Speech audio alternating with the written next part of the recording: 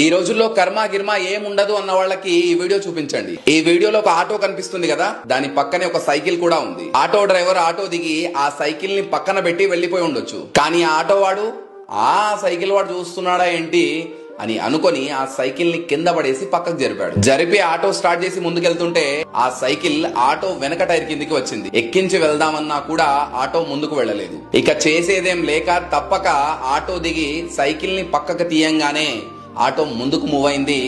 వేగంగా చెట్లలోకి దూసుకుపోయి పెద్ద గుంతలో పడిపోయింది. సైకిల్ ని మర్యాదగా పక్కకు తీసి ఉంటే ఇంత నష్టం జరిగేదా? నన్నెవడు చూస్తాడులే అని చెడు చేసుకుంటూ పోదాం అనుకున్నాడు.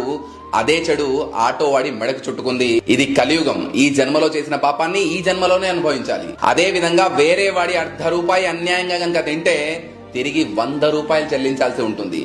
మనం ఏది చేస్తే అదే మనకు తిరిగి వస్తుంది. మంచి చేస్తే మంచి, చెడు చేస్తే చెడు. కర్మ ఇక్కడ ఎవ్వరిని వదిలిపెట్టదు.